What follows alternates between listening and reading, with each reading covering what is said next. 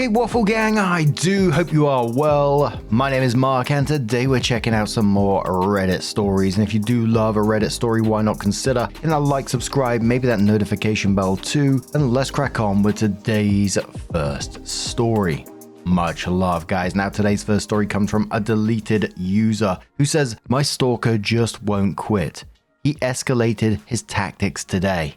Earlier last year, I tried online dating for a brief period. I immediately regretted my decision. A whole lot of creepy DMs that I don't need to describe here. I made the mistake of using my real name on my profile on a local dating site.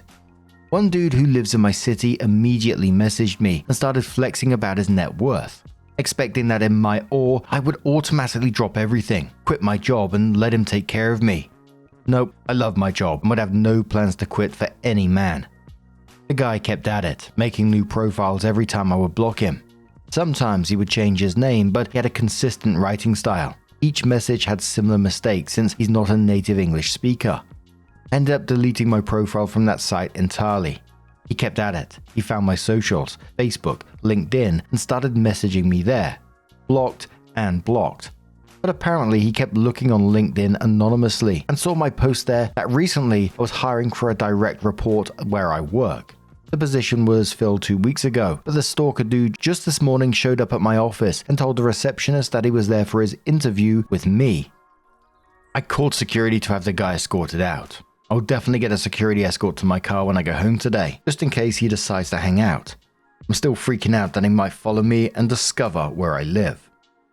A top commenter says to OP, "Yikes, sorry that some men are so crazy. You have a dog, friends that you can check in with daily. This situation sucks."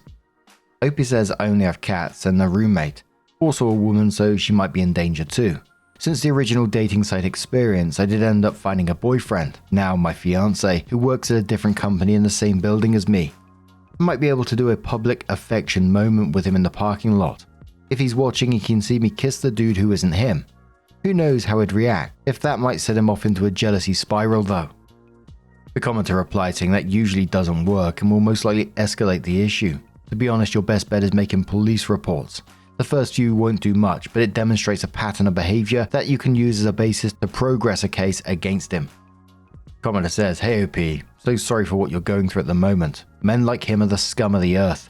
Did you happen to notice what vehicle he used to get to your work, if any? If so, it'd be a good idea to write a description of it and any other details. Example, what he looks like, etc., so you can eventually report him to the police. Does your fiance know about this psycho? Wishing you all the best." OP says, "Actually know his real name from all his various DMs. He included his real name before he started using aliases. I didn't see his car since I never left my own office during his visit this morning. I have a window that faces away from the parking lot, but our security guy just informed me that he was able to get a good video of his face in the lobby and his car when he was escorted out. And oh yes, fiance and I had a conversation earlier on about dating histories. I didn't have much to report at the time, but that was definitely on my list. At that time, it was just an amusing story until this escalation happened." And another commenter said, "Scary stuff. Check your car for AirTags and don't always take the same way home. Document everything in case you need a restraining order." And I think it was good advice all around, because although nothing, it feels really shitty to even say this, nothing will happen initially, I don't think, if you report it to the police. It gets that paper trail going to spot those patterns when they do, if they do happen. And I say it feels really shitty to say this because technically he hasn't done anything illegal at the moment, but the behavior is so absurd. And I probably watch way too many true crime stuff where people report the stalkerish type behavior where they start turning up at their house and things and nothing gets done until it's fucking too late, and it's just incredibly frustrating. But OP did update the post a week later and said, "Update about the stalker who came to my office. I posted recently about a stalker who found me last year on a dating site and cyberstalked me to the point that he came to my office last week, responding to hiring notice that I posted on LinkedIn. He tried to arrange an interview so he could have direct access to me. I did file a police report, documenting Facebook and LinkedIn messages going back to 2023. I hadn't blocked him both places. His Facebook profile identified where he worked, and so that's where the police officer went to locate and question him. Turns out that he was in the US under an H-1B work visa on temporary work contract for a big employer in my city. You'd recognize the name. Execs in that company apparently got freaked out enough about having a stalker on their premises that they terminated his contract. Guy got fired. The law around his type of visa says he had 60 days from his termination date to find a new job, but it's a pretty tight network in the tech community where he works.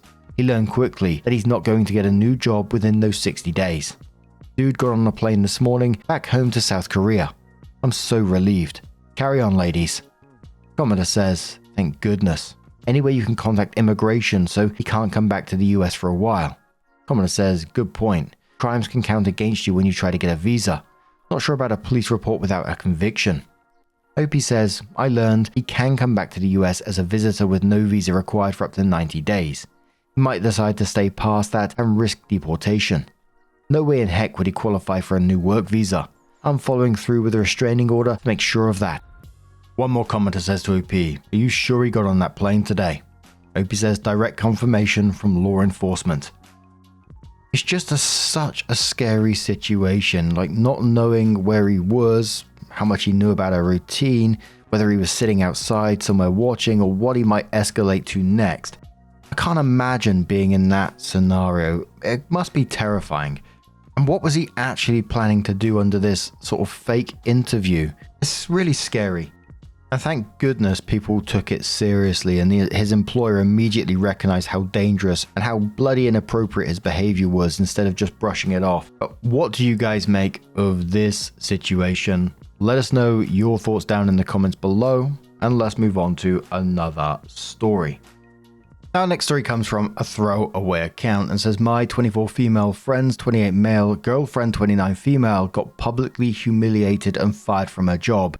She blames me and he is backing her. My friend, let's call him Ted, and his girlfriend have been in a long distance for many years. The girl, let's call her Ellen, quit her job 8 months ago and came to live with him. During this entire time, Ted and I have been reaching out to everyone we know to help her get a job. A few months ago, I noticed that the name of her last company was incorrect. When I pointed it out to her, she said that was on purpose as her company didn't have much of a reputation, so she had basically lied. She used to work at a much more respectable firm and put down her sister's name in references, who worked there. I told her she shouldn't have done that, and most certainly not asked me to refer her to people with a blatant lie on her resume. She defended herself, saying it wasn't a complete lie and she didn't make up work experience. I told her that's her call, but I wouldn't be able to help her anymore. After that, Ted and I were still on good terms, but neither brought up the job hunt. Some time ago, she finally converted one interview and got an offer. She told me as well as thanking me for all my help. I was genuinely happy for her. She started the job immediately. A week into it, she was in an orientation session with all her peers and her manager publicly humiliated her for lying and asked her to immediately leave. Ellen claims that while she was packing her drawer, she overheard him saying to another colleague that someone had tipped him off. She says that since only Ted and I knew about this, it has to be me. Ted says he doesn't believe I did anything but can't support her as she's an unemployed, betrayed mess right now. It's just such a bloody cheeky thing to do in the first place. You ask friends to help network and refer you for jobs, and then you're handing in false resumes and expecting them to just smile along with it. And there are dozens of ways the employer could have figured it out without OP. Background checks, reference inconsistencies, someone just recognizing she never worked there, the sister slipping up. There was just a whole bunch of ways, and the fact is, if you're gonna lie, you gotta face the consequences when the truth comes out, and that's the end of it. Commenter says to OP, honey, people's actions prove who they are. Start distancing yourself from these liars who shift blame so they don't have to deal with their own issues. OP says, as such a needless lie, you're right. Shifting blame is exactly what she's doing, playing the victim when it was her own mistake. I just hate that this caused a rift with Ted. Commenter says, don't say anything to the employer. She's using you as a scapegoat because she doesn't want to own up to her mistake. Let them be mad. OP says, so true.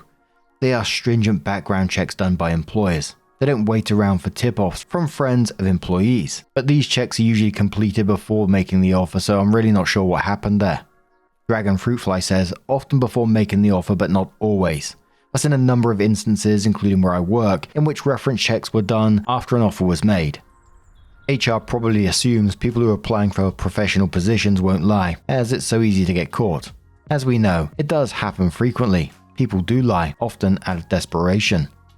Opie says yeah, out of desperation is right, but it's impossible to recover from if and when you're caught. In her case, it was so unnecessary. Commodore says, honestly, so many companies won't contact the direct reference for a company and will often go straight to the HR department. Or perhaps someone at this new company knew someone who worked at the company she lied about. She's short-sighted and is just trying to scapegoat you. Take a step back and ignore her. Perhaps if you have any other mutual friends, then do damage control before she attempts to turn any of them against you. Opie says, I wish someone had said this sooner. She's already gone and cried to our common friends as she now lives with them, Ted's two flatmates. My dignified silence hasn't made much of a case in my favor. A commenter says, I'm laughing at Ellen's belief that it had to be you who talked instead of owning up to the fact that a blatant lie is pretty easy to verify, especially nowadays with the internet. She clearly thinks she's a criminal mastermind. Also, her excuse for why she did it, my employer isn't well known enough, is bullshit.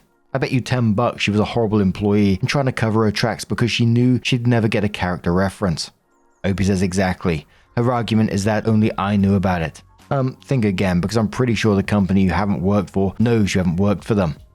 Company says, wait, did she tell them the real story about how she tricked you and lied on her resume? I'm assuming so, because she had to have had some reason to say you and Ted were the only ones that knew, and your so-called friends are fine with that. Don't let any of them work with you. Plus, as I said, she tricked you because she said if she left the lie on, she couldn't use your letter of reference. Try to straighten it out, but that whole group might not be worth much trouble, OP. Most people would be shocked that she would do that. Isn't it illegal anyway, like fraud or something?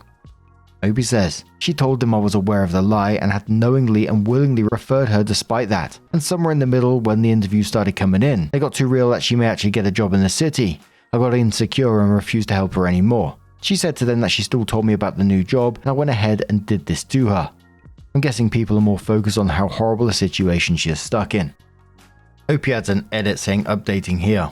Just spoke to one of Ted's flatmates to ask what's going on. He said Helen has basically weaved a very convincing story about me liking Ted and hence wanting her to not get a job here, which she claims was the reason I had refused to help her earlier.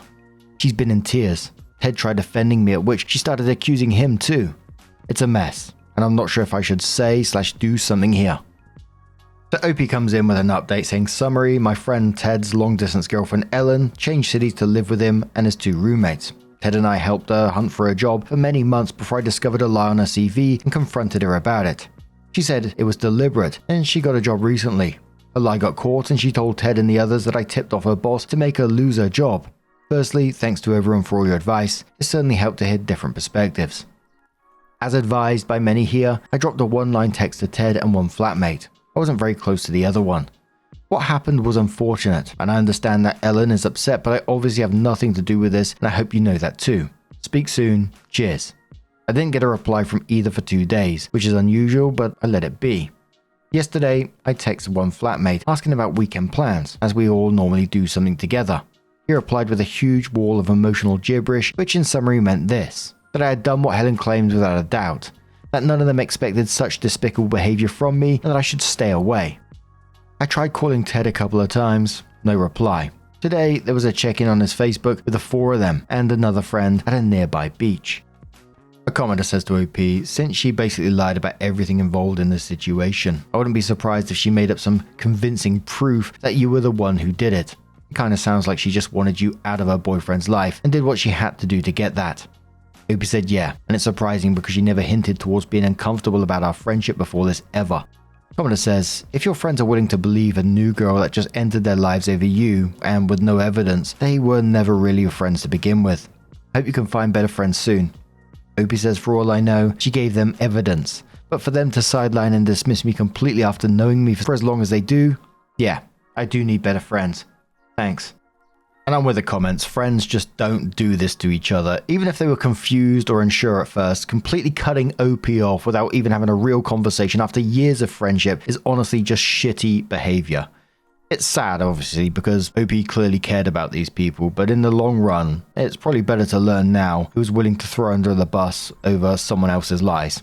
I genuinely wish OP all the best moving forward and finding some true, real friends, because they are just not it. But what do you guys make of this situation? Let us know your thoughts down in the comments below. Let's move on to another story. Now, our next story comes from Bikinigirlout, who says, entitled older co-worker puts her name on everything, including the water. Oof. We have a new co-worker who just started like 3 months ago and puts her name on everything. We just realized that she put her name on the bottled cases of water that we keep for everyone. The kicker is that she can put her name on everything, but takes what I'm using while I'm still using it, and then gets mad when I hide both items from her so I can still use them. Even my boss was like, well, she's the only one here right now, so she's probably using both. Mind you, it's the company's supplies, not hers. I'm seriously thinking of putting my name on the most absurd objects just to point out a ridiculous entitlement, but I'm also worried that it could be seen as a hostile work environment. And yes, we've complained to multiple bosses about it. Someone says, what kind of objects does she take while you're using them? If it was something quick use like a stapler, then I understand, but if it's anything more needed, then maybe you should talk to her about it.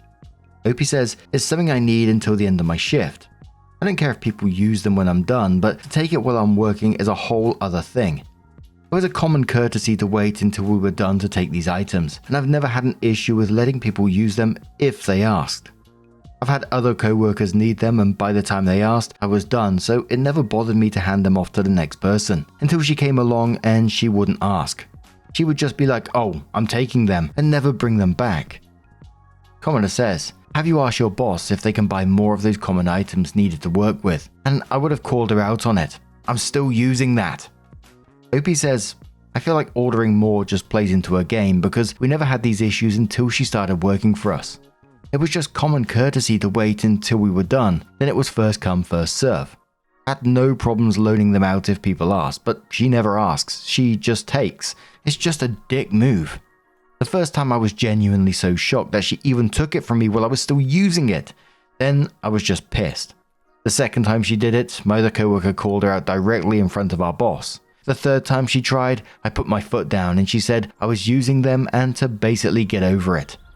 The thing is, she can't even use them until after a certain time and she just hides anyway, so I'm not sure why she can't wait 45 fucking minutes. She's still hoarding other items too. We actually had to tell on her again because she took 2 items when she really needed 1. She's overstocking on items for her and her only. She's also spreading rumors that we're going to lose our jobs, so needless to say my boss isn't happy with her right now. Commenter says, info. Is she putting her name on whole cases or individual bottles she put in the fridge? Opie says partial whole cases, if that makes sense. Like they start out as whole cases, but because everyone uses them, there's not many left. We've had water issues in our city, so we've been keeping extra bottles in case we lose water again, and that's what it's for, not for her to hoard. Commenter says, stop playing her game. Handle it firmly and professionally. Deborah, this water/item is for everyone. Kindly stop writing your name on it. Deborah, I'm using this right now. I'll thank you to leave it till I'm done. Deborah, you're welcome to label your own items, but you'll have to stop claiming shared items or we'll have to escalate this. Do you understand? Put your foot down. Opie says, that's what I told her yesterday. She asked where the items were and I said, I'm using them both. But because she's very stuck in her ways, I confessed to my boss that I was hiding them in case she made a huge deal about it. But my boss low-key took my side without me even knowing it. And I'm going to continue hiding these items when it's just me. So 6 days later, Opie comes in with another post saying co-worker is spreading rumors that we're all going to lose our jobs. It says, we have a new person trying to start rumors that we're all going to be losing our jobs when we won't know until the summer. And she's been telling others that we're going to be losing our jobs, so of course it's starting to cause panic. She said she heard rumors from others who aren't involved in the decision-making process, and it was a few months ago. So I'm assuming when she just started, so things could have changed in the meantime as well. I've heard rumors in the past, but I'm not as worried as I would have been back in September. Ask me in September, and I would have said abso-fucking-lutely. However, we've turned a lot of our problems around, and we've been working insanely hard to turn these problems around. I've been doing extra things when I have time, so it actually looks like we're doing work during the day when people can see it. Not to brag, but that's one of the things I always get compliments on, that I'm always busy, and I'm always doing something for this reason. Mind you, I've been there for 10 plus years, and I still don't know the whole truth. So how would someone who just started 3 months ago know the truth? We brought it up to our boss that she shouldn't be spreading rumors like this considering she just started. All I said was, me and co-worker have been here the longest and we still don't know what's going on, so why would she feel the need to spread rumors is beyond me when she just started. She has no right to fearmonger. It's one thing when me and my co-worker talk amongst ourselves, but I still don't mention it to anyone else just because I don't want to start a panic. I do have safety plans, but I planned on leaving regardless. It's not doing her any favors considering we've been having issues with her since she started. My boss was not happy when we told him about the issue either. A month later, OP came in with another post titled "Coworker damages property and steals stuff from the building, yet somehow still has a job." It's super frustrating that within the last week, we've caught the co-worker stealing items and damaging property. We have evidence of her doing both on camera, yet somehow still has a job. We've had issues with this co-worker in the past. She's felt entitled to other co-workers' supplies and takes them while they're actively using them. I've had to hide items from her just so she won't take them while I'm using them. She's taken partial cases of water that are meant for everyone and hoarded them for herself. We've complained to our bosses about her doing so as well. Other co-workers have complained about her doing other stuff that we shouldn't be doing. But I'm mean one time in the chat and I get a write-up for that. Yet the two things we fire people for on the spot, aside from sexual harassment, she doesn't get fired. Now, we have another update in a moment, but some of the commenters were coming in again saying, from a middle management perspective, it can take a long time to fire someone who needs to be let go. She might have some disabilities logged with HR, which, even if these events aren't related to the disability, can severely delay the termination process. I hear you though, it's entirely frustrating and fucks with morale on the team. OP replies saying it's sort of like why bother actually bringing up issues when you have issues with someone if nothing is going to happen, especially for major things like theft. It just feels like theft is selective here. Commenter says, is that co-worker related to one of your bosses or such? Could you maybe complain on a higher level than your bosses? OP says this is what we can't figure out.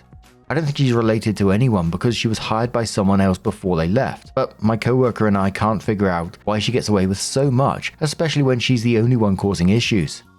We have went to people higher up about her and still nothing. Commenter replies saying, then you and every co-worker who can pitch in should document everything and report it every time and escalate even higher, so they get flooded with reports about this employee. OP says the sad thing is we pretty much have been doing that since she started. I feel like this could have been an easy out and fire her while she's still new because she's going to keep causing issues and it's better to do it early and not 6 months from now when she causes another issue that's harder to hide. It's happened before when I've brought up issues to my boss. My boss waves it off for whatever reason, and then 2 weeks later the issue becomes a bigger issue and both people are shocked to get fired that day. It's almost like I know what I'm talking about, and I've seen every scenario play out because people are stupid and do stupid things. Commenter says, send your boss an itemized by data count of how many dollars worth of stuff she's stolen from the company. Bring your co-workers in on this. Can you include security cam video? OP says we have photo evidence from a tip someone else sent us. And the crazy thing is, we fired people for costing the company shitloads of money for damaging property. I don't see how this is different from that. Commenter says, can set up a sting? Something at the center of a Venn diagram of cost / would hurt company productivity / she'll steal, where you can record a good video and good sound. Does she seem to be aware of security cameras? You could always set up the sting with some smartphones. OP says, I think that would be a step too far on our side and it'd make us look like we're targeting someone and not focused on our jobs.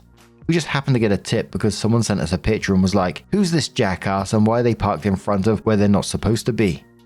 She's been parking in spots that are reserved for building people and that's it. It's been an ongoing problem that someone had to request her to move spots, but our place is absolutely covered in cameras and she's new enough that she doesn't have them memorized like I do. I get bored. That's the other part I don't get.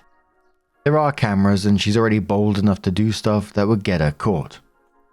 Commenter says, stealing stuff from your employer is ethically defensible, but I'm anti making your co-worker's life miserable, so this is a tricky one. You absolutely should work it out as co-workers and not use your boss as a weapon to hurt a fellow worker. OP replies saying she's also making our lives harder by taking our stuff while we're actually working. She hides for an hour and doesn't need what we're using until a certain time. She can wait. She doesn't even seem to use it either. She won't let others use the item either. She makes them hunt for another item. She gets bitchy when you even ask to use it. I'm generally pretty flexible. I have no problem handing this item off when I'm done, but that's the key. If you want to take care of the item when I'm done using it, go ahead. Fair game. But not while I'm actively still using it, because then it throws me off. She doesn't ask either, she just takes. Others at least have common courtesy to ask. Plus, this item is reserved for first shift only. Once first is done, it gets passed to second. So it was a week after this that OP came in with another update. And it was entitled, or a co-worker puts her name on everything. I'm pretty sure she's a hoarder. I made a post a few months ago about how this coworker loves to put her name on company supplies and how she takes items from others without asking, including my own supplies and the bottled water that's reserved for everyone. I'm pretty sure that same coworker is a hoarder. We were talking about it yesterday where she takes supplies she doesn't need and how messy her area is because she takes too many supplies. One of my other coworkers is an obsessive neat freak, and even she was commenting on how messy their location was due to the hoarding. She also has more than 2 supplies. I understand having a backup for when you're almost out. I used to do something similar if I knew I was going to be out but didn't want to run back to the supply closet. I'd have a backup for that reason. But she'll have 5 big jugged bottles of a certain product, and she doesn't need them and doesn't go through them as fast. This morning, I walked in to see her name sticky noted on a product that's only for one of our machines, and that machine only. She doesn't need this product at all, so I took a picture of it and let my other coworkers see it just so I had another witness and told her that it was only reserved for one machine only, and she ripped the sticky note off and put it back. Besides, only 2 of us know how to use this machine, and I'm one of them. As far as I'm aware, she does not know how to use this machine, and because of her age, I don't think she's capable. We don't use this machine as much as others, and it pretty much sits dormant until summer. There's no need for her to have this product. Because she took this specific product, I have a small theory she might be stealing these products to bring home. She's already been caught stealing already, so I wouldn't be surprised. Commodore says, get her caught stealing. That'll solve the problem eventually if she keeps getting caught. OP says the sad part is we've caught her on camera stealing and she still has a job. A Commodore says, if they lock the supply room, she'll have to sign out everything. Tell HR your pay and the company bottom line is affected by theft. Tell your boss it hurts morale when others note her stealing. Put a note on her desk to stop stealing. OP replies, and honestly, signing products out isn't a bad idea. I'm going to talk to my boss about it again today, and I might bring this up, that she has to sign items out instead of whatever this is. Yes, we have an abundance of supplies, but it's also not fair that she can claim items, take ours, and we can't do the same to her because otherwise she'll pull the old lady card. Commodore says, I saw this had happened to a teacher and she ended up finding out that the person stealing was selling all the supplies online. She was able to take pics of the supplies being sold and the seller and the person got fired. Maybe this was one of those situations. OP says we've had similar instances like that, and I'm guessing it's something along these lines. Commodore says, send the message to her and your boss.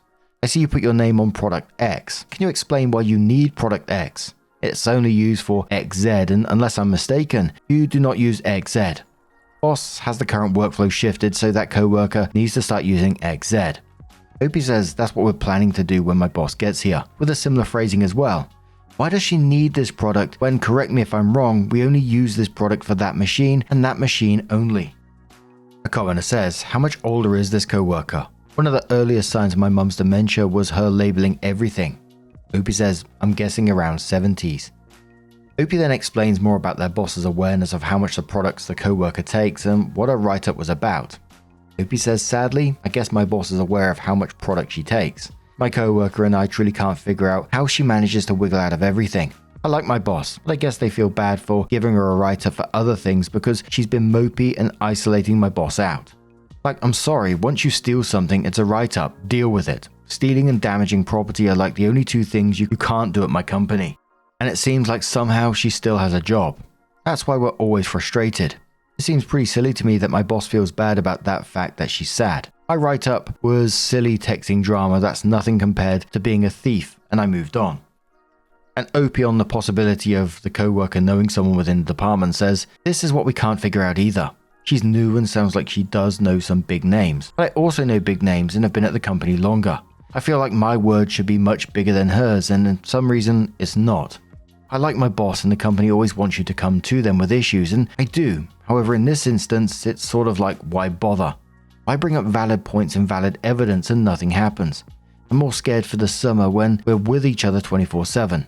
I try hard to not cause drama, and it's easy when I see people for 2 seconds. But if I see shit like stealing, racism or sexism like I did last summer, I can't keep my mouth shut. It just left me wondering, what bloody products are they talking about in this situation? And there was random people talking about potential hoarding, people saying, you know, she could be just being selfish, other people talking about dementia. There was all sorts of reasons people were talking about. But it did bring me back. I gotta tell you, it's a little waffle going on here. I worked for a company and there was 2 massive like printers in the basement, big office printers. You can't pick them up. They're big old things. And inside them you had these big tubes of toner, so basically the printer ink kind of thing.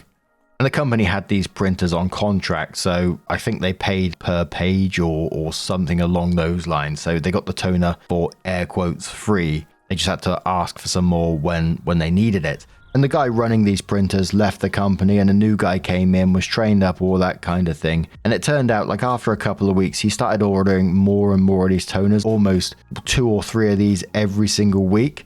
And it went on for a couple of months of this happening before the contract company was like, hold on, you guys seem to be using a lot of toner compared to the amount of printing you're actually doing, because obviously they come in and check how many pages you've printed so they can charge you.